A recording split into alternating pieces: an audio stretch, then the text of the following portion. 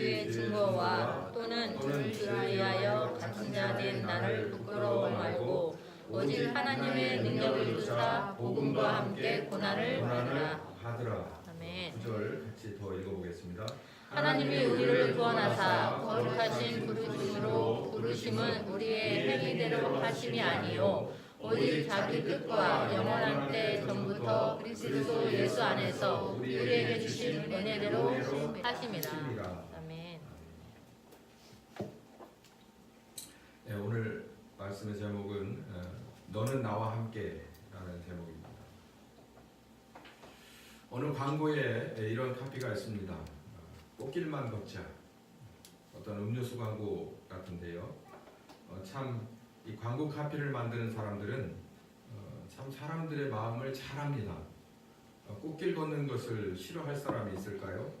그 광고 멘트 하나가 그리고 장면 하나가 또 그 가운데 들어가 있는 빨간색 자판기 안에서 쏟아지는 그 음료수가 정말 부드럽고 정말 저걸 꼭 빼서 나도 먹어야만 하고 옆에 사람에게 같이 줘야만 할 것 같은 그런 마음이 확 우러나게 만드는 광고입니다. 거기에 멋진 주인공 남녀를 집어넣고 그들의 눈빛 가운데서 몸짓과 행동 가운데서 모든 것이 하나로 협력해서 음료수 팔기로 결정되는 그런 광고죠. 사람의 본능은 그렇습니다. 그들은 잘합니다. 꽃길을 좋아하죠. 이기는 길을 좋아하고 쉬운 길과 넓은 길을 굉장히 사랑합니다. 가시밭길을 그리고 외롭고 고독한 길을 싫어합니다. 누구든지 1번을 선택하죠. 근데 예수님은 우리에게 이 꽃길보다는 이 넓은 길보다는 그렇지 않은 가시밭길과 외롭고 고독한 좁은 길을 선택하라고 했으니 이거 어떻게 하면 좋겠습니까? 우리는 이런 본능을 가지고 있습니다. 자, 오늘 말씀을 보면 오늘 본문을 보면 여러분 아시다시피 이 바울이 자기의 영적인 아들이고 그리고 후배로서는 아주 저 밑에 있는 후배 목사인 디모데에게 이 원로 목사가 이제 시작하는 청년 목사에게 권면하는 내용이 바로 디모데 전서와 후서입니다. 디모데 후서는 정말 이보다도 더 절절한 내용들이 많으니까 여러분도 한번 잘 읽어보셨으면 좋겠고 정말 멋진 그런 말씀들이 여기 많이 들어가 있습니다. 그 중에서 디모데 후서는 정말 많은 감동을 주는데 이 첫머리에 1장의 첫머리에 이런 내용이 있는 거예요. 복음과 함께 고난을 받아라 라고 얘기해요. 자 받아라 이 승자의 우승컵을. 자 받아라 어떻게 하면 잘 될 수 있는가 이 비결을 이렇게 말하지 않고 복음과 함께 고난을 받아라 라고 얘기를 하고 있어요. 아니 세상에 어떤 선배가 어떤 후배에게 아니 어떤 영적인 아버지가 아들에게 어떤 스승이 제자에게 고난의 길을 받으라라고 던져줄 수가 있겠습니까? 오늘 이 디모데 후서를 읽으려면 우리는 뭔가를 알아야 됩니다. 정말 너무너무 바울이 디모데를 사랑했구나라고 하는 전제가 빠지면 이 안에서 인간적으로 디모데가 취할 말씀이 별로 없습니다. 그러나 믿는 마음으로 신자의 마음으로 바라본다면 이 절절한 바울의 마음이 목회를 하면 할수록 아쉬움이 남지요. 설교를 하면 할수록 군더더기가 많은 것을 느끼는 것처럼 목회를 하면 할수록 후배에게 이런 아쉬움들을 극복해라 이런 점들이 꼭 필요하다 유의해라 라고 얘기하는 것이 인지상정인데 믿는 마음으로 신자의 중심으로 이 디모데를 향한 바울의 마음을 읽으면 디모데 후서를 읽으면 이 바울의 어마어마한 사랑이 이렇게 드러나고 있다는 것을 우리는 알 수 있습니다. 얼마나 사랑했으면 고난의 길을 가자고 하냐. 복음과 함께 고난의 길을 가자. 예수님이 제자에게 똑같은 말씀을 하셨습니다. 넓은 길 가지 말고 좁은 길로 들어서라. 그 길은 길이 좁고 찾는 이가 적어서 외롭고 고독하지만 결국은 살리는 길이기 때문에 그 길로 들어가라. 그렇지 않은 반대 넓은 길은 많은 사람이 찾고 편한 길이라서 즐거울지는 모르지만 결국 멸망으로 가는 것이야. 가장 아끼고 사랑하는 사람에게 한 권면치고는 우리가 쉽게 이해할 수는 없지만 믿는 자의 중심과 마음과 그 눈으로 본다면 이건 정말 사랑하는 표현입니다. 왜 그랬을까요? 왜? 우리는 본능적으로 넓고 쾌적하고 많은 사람들이 찾는 쉬운 것을 그리고 나에게 기본적으로 이익되는 것을 원하는데 왜 성경은 굳이 오늘 바울은 디모데에게 그런 길을 얘기하지 않고 고난의 길을 얘기를 했을까요? 또 이 고난은 또 어떤 이유로 무엇을 목적으로 하는 것일까요? 첫 번째, 이 고난의 길은 아버지 하나님의 뜻입니다.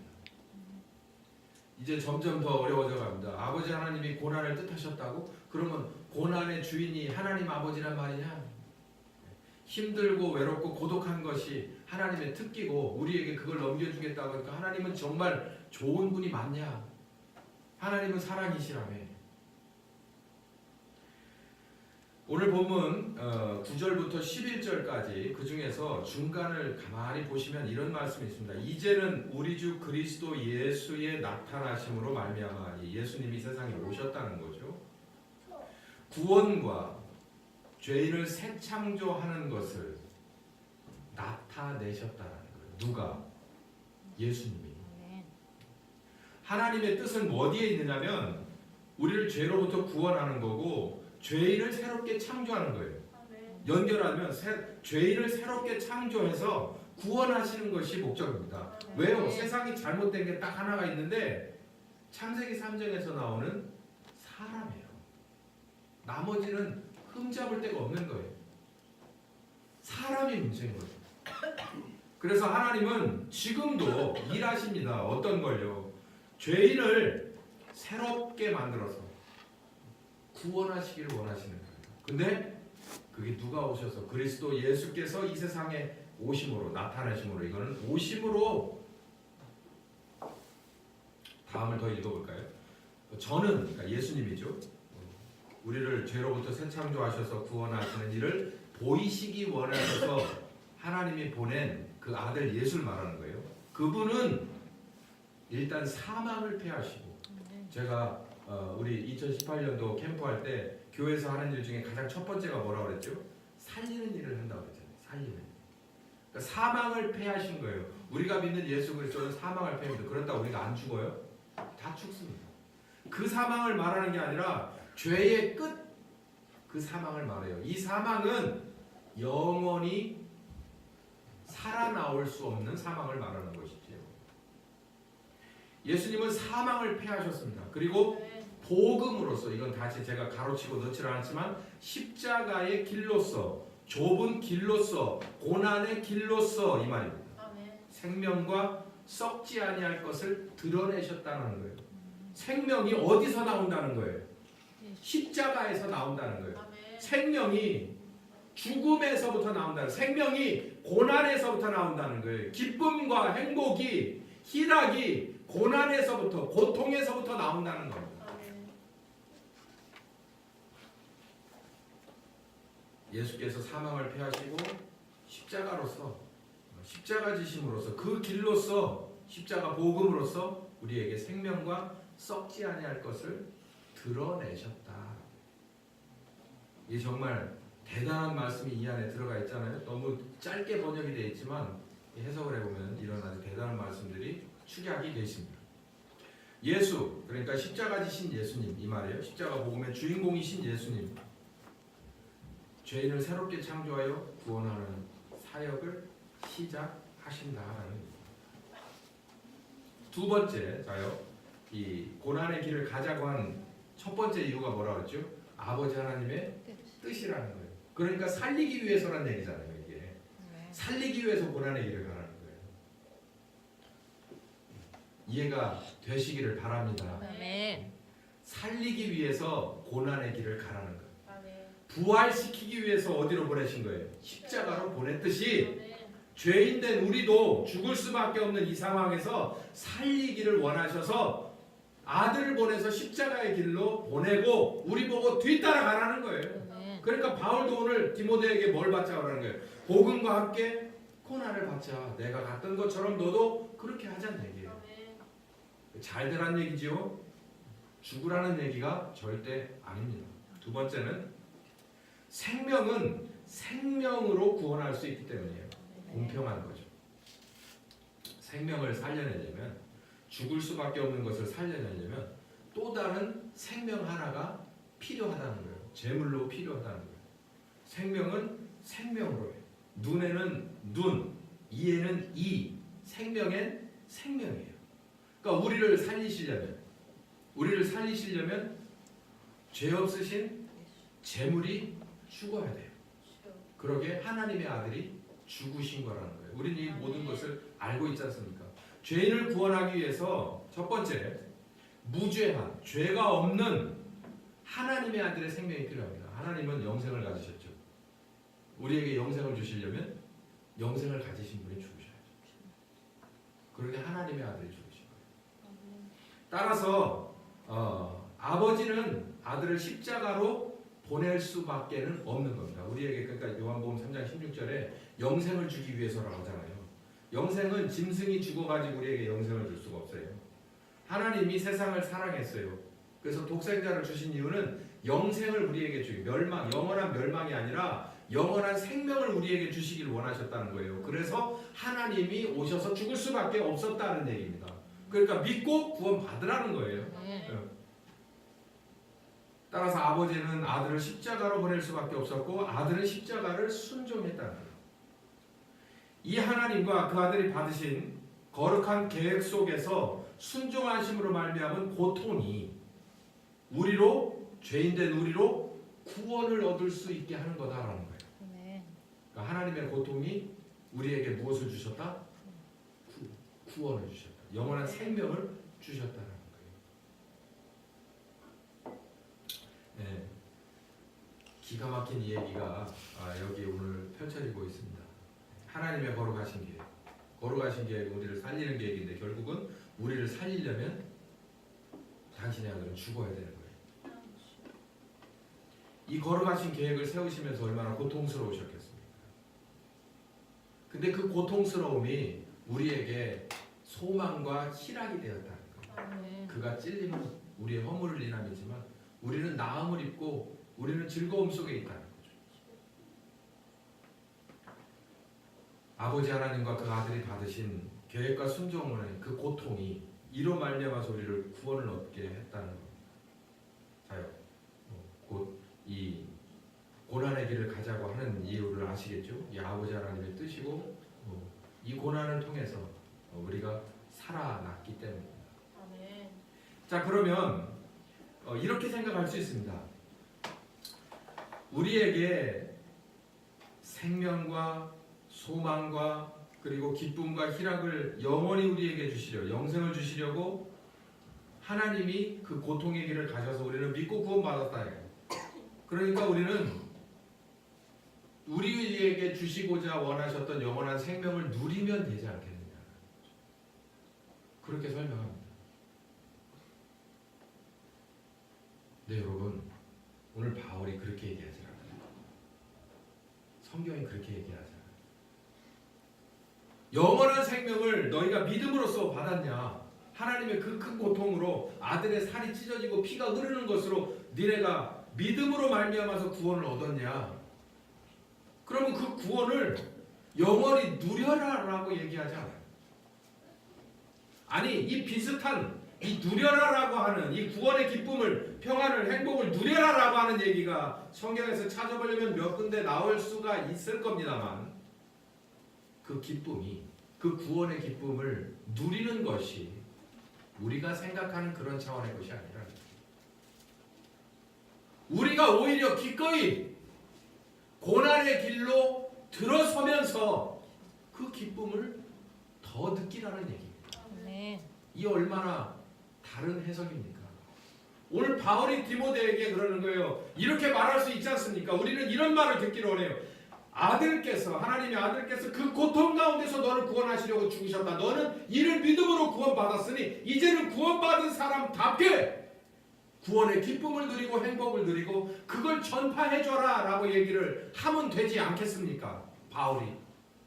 그런데 뭐라고 하는 거예요? 복음과 함께 고난을 받으라. 그러면서 뭐라고 말하냐면 나는 갇혀 있다라고 얘기를 하고 있어요.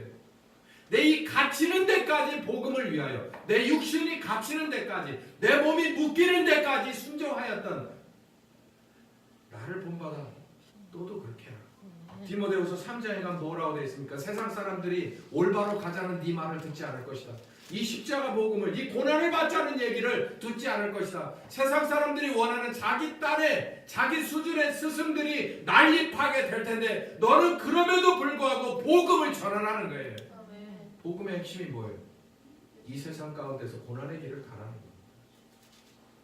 저 이 유튜브를 아마 생각보다 많은 분들이 숨어서 보고 계실 거예요. 여러분이 만약에 신자라고 한다면 생각을 바꾸십시오. 하나님을 믿는 신자고 예수로 말미암아 구원을 얻었다고 여러분이 스스로 고백한 사람이라면 생각을 바꾸세요.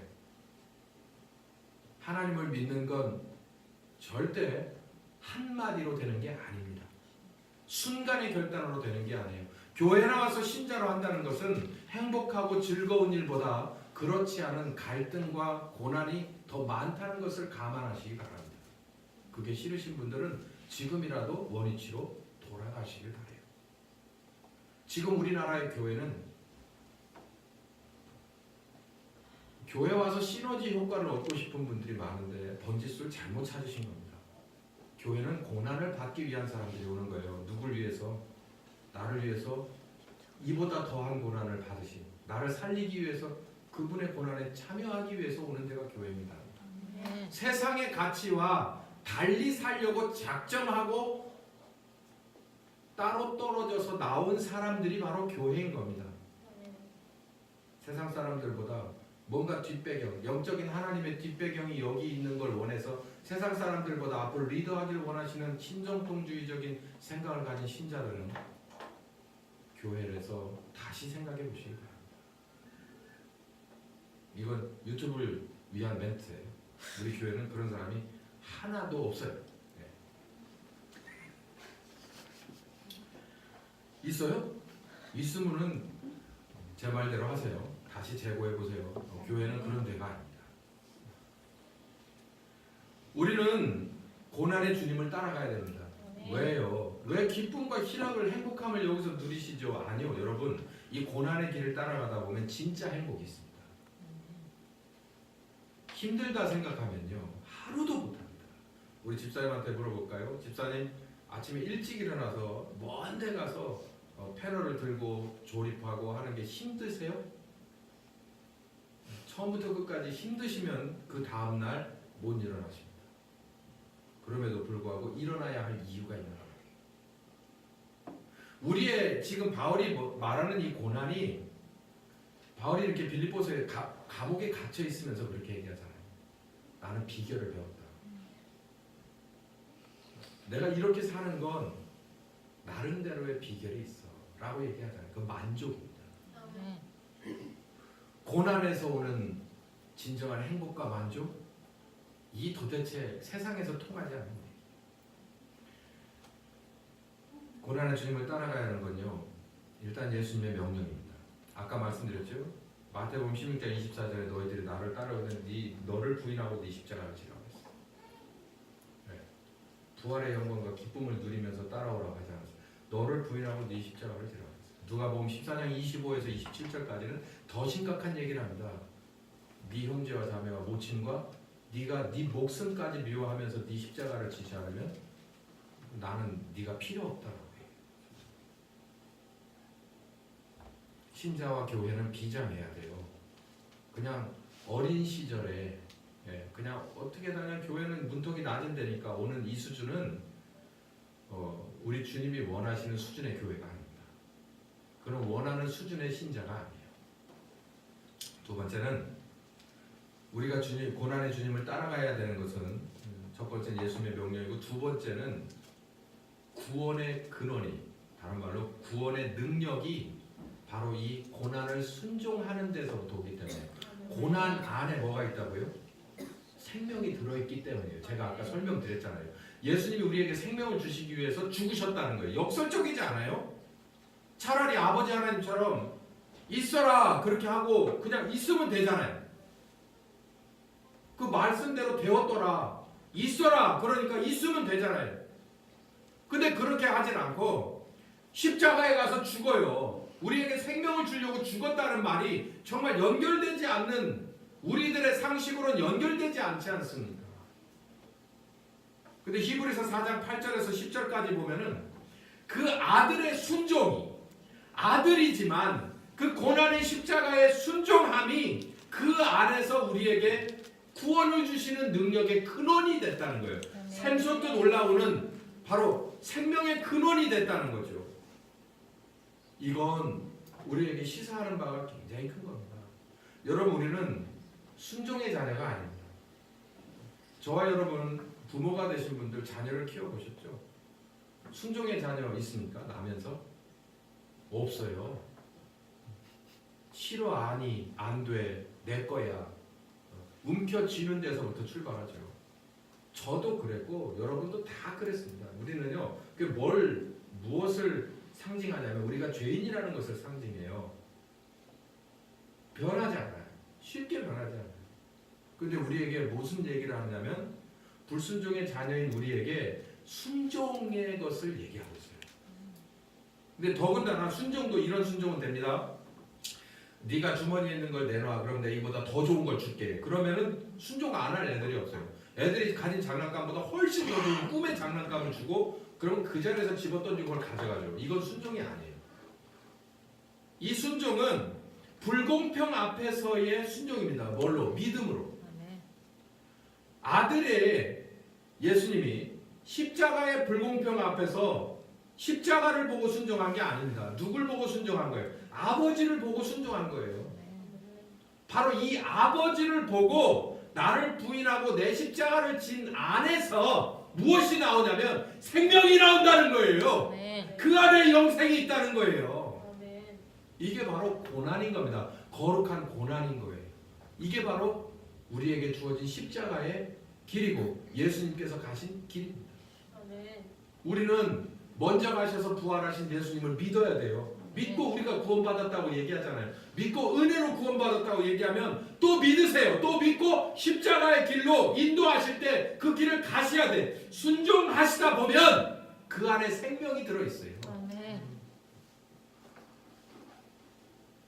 나를 살리기 위해서 가신 성령께서 그 길을 조명해 주신다면, 성령께서 내게 그 길을 인도하신다면 나를 부인하고 내가 기꺼이 내 십자가를 지고 순종해서 따라가다 보면 내가 바뀌어 있어요. 고린도후서 5장 17절 새로운 피조물이 되어 있잖아요.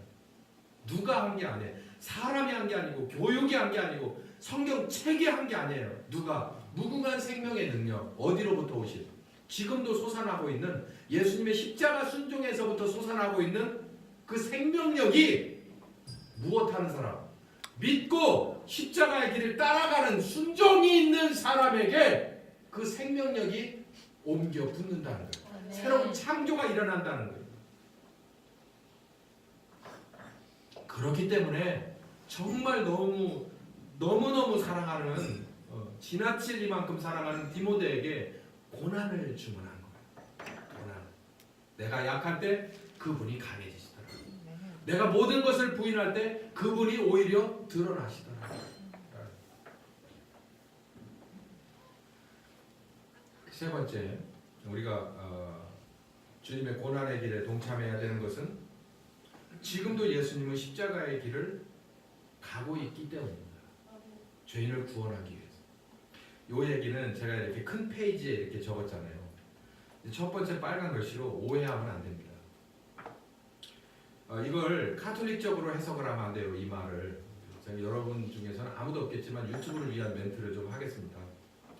저는 개신교 목사지 절대 카톨릭의 신부가 아니에요. 예수님이 지금도 피를 흘리고 있다. 우리는 십자가에 예수님이 없어요. 부활하셨기 때문에 한 번의 죽으심은 영원한 속죄를 이루신다는 것을 저는 제 신앙 고백이에요. 근데 왜 이런 얘기? 예수님 지금도 십자가의 길을 가고 있다는 얘기가 무슨 얘기냐면 예수님께서 지금 예수님은 어디 계십니까, 여러분?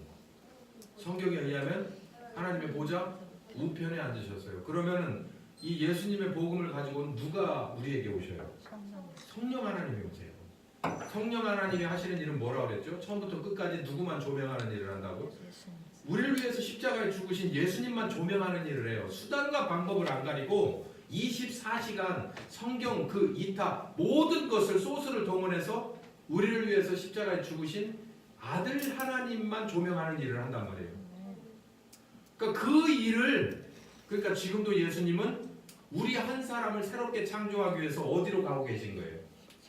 시간과 공간을 초월해서 십자가의 길을 가고 계신 겁니다. 엄청 차원이 높다면 높은 말이에요. 들을 게 있는 분들은 들으시기 바랍니다. 예수님은 보좌 우편에 있어요. 근데 지금도 나를 위해서 기꺼이 어디로 가고 계시다고요? 십자가의 길로. 그걸 누구만 알 수 있습니까? 따라가는 내가 알 수 있죠. 여러분 십자가의 길 가시는 예수님과 동행하고 계십니까? 그런 건 알죠.